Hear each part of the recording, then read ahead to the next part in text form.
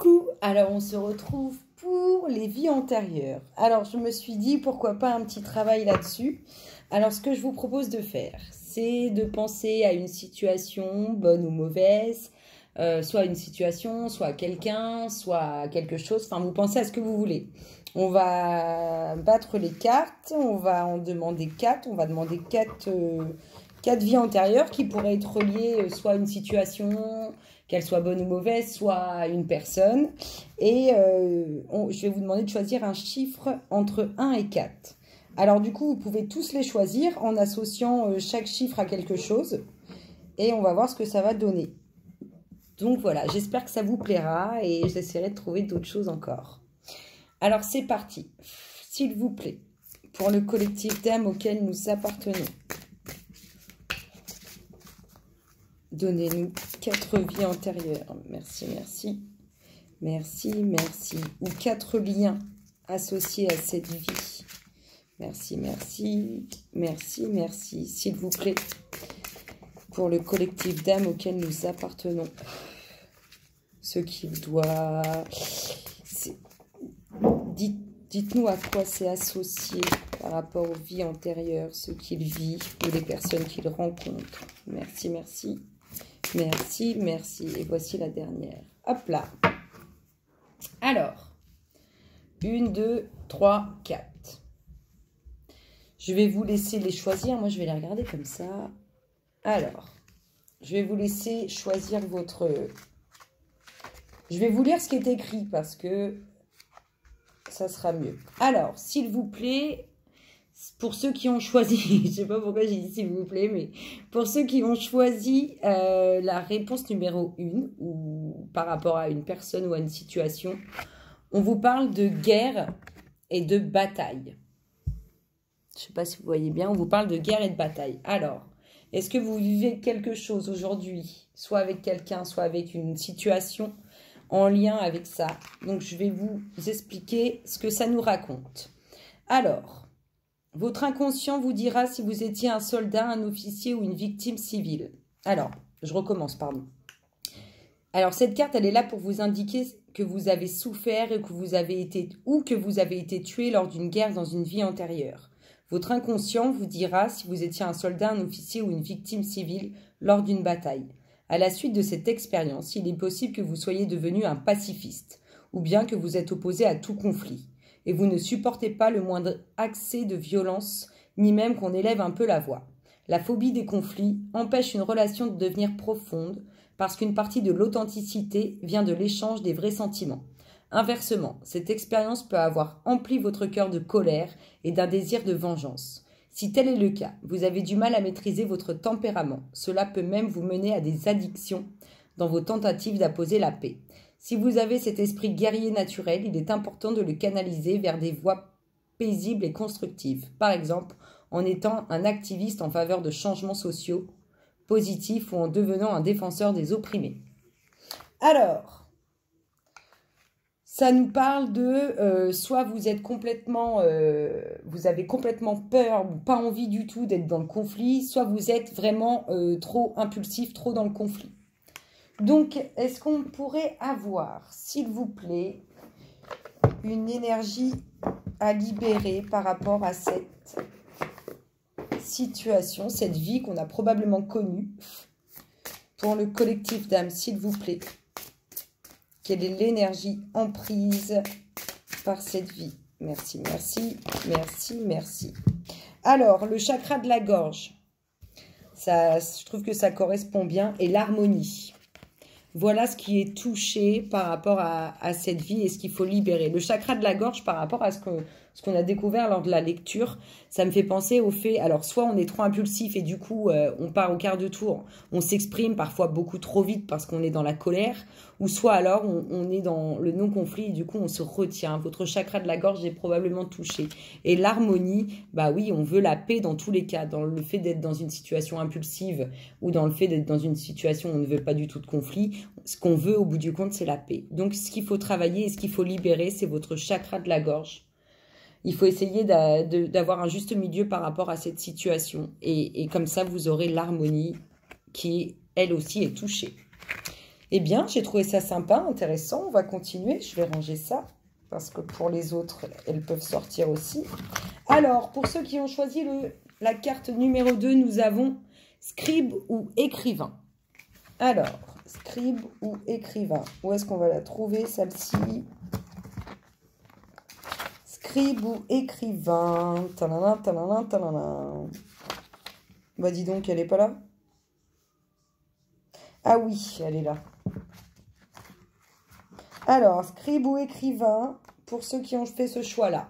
Cette carte révèle que vous avez eu une carrière de scribe ou d'écrivain dans une vie antérieure, ce qui explique peut-être pourquoi vous désirez écrire aujourd'hui. Dans votre façon de réfléchir, vous avez l'aisance naturelle de quelqu'un qui sait organiser ses pensées pour les faire passer par l'écrit.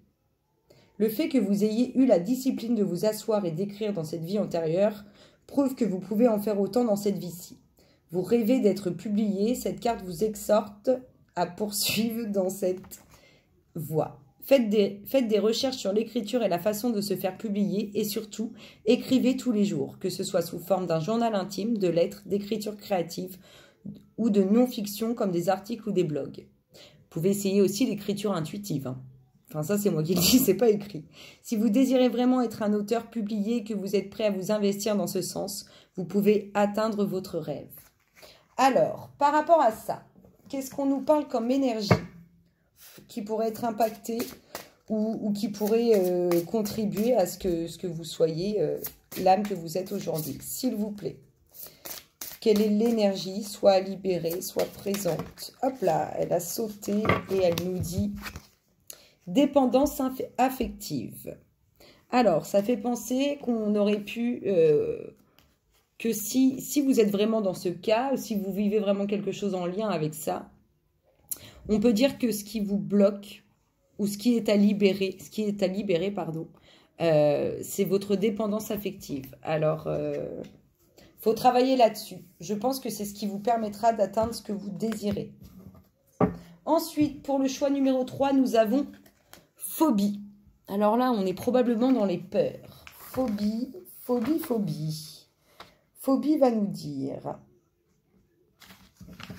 Phobie, elle vous dit. Hop là, phobie.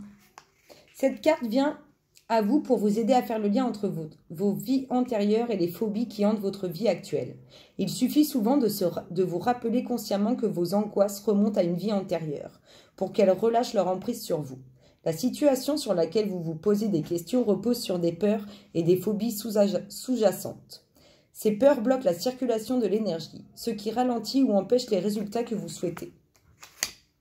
Les phobies sont liées au besoin d'être parfaitement maître de situations qui sont en dehors de votre contrôle. Elles soulèvent également maintes problèmes et confiance. Votre moi supérieur et votre inconscient connaissent la source originelle de toute phobie que vous pouvez avoir développée.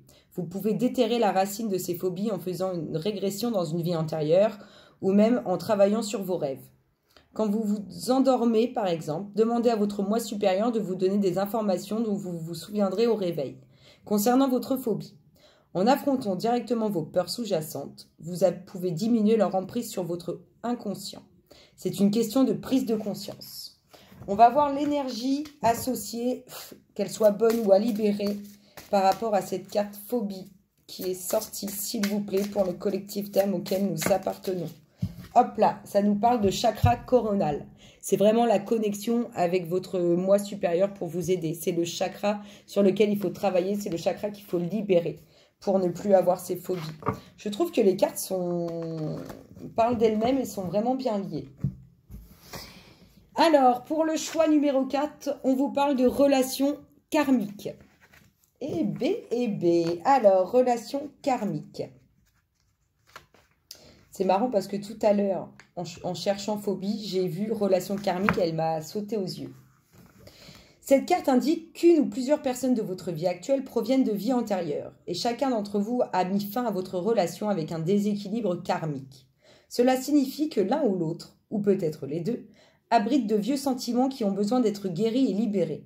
Lorsque cela sera fait, vous serez délivré de la récurrence de schémas de relations destructrices et toxiques. Dans certains cas, cette carte sortira lors de retrouvailles avec une âme aimée issue d'une vie antérieure. Peut-être avez-vous enfin retrouvé un amour du passé, ou peut-être qu'une nouvelle amitié vous apporte beaucoup de joie. Avec de saines relations de votre passé, vous éprouverez immédiatement un sentiment de confort et d'intimité. Vous avez obtenu cette carte en réponse à une question ou à une préoccupation concernant une relation karmique. Par bonheur, vous pouvez faire appel au ciel pour libérer votre ancienne émotion ou énergie bloquée.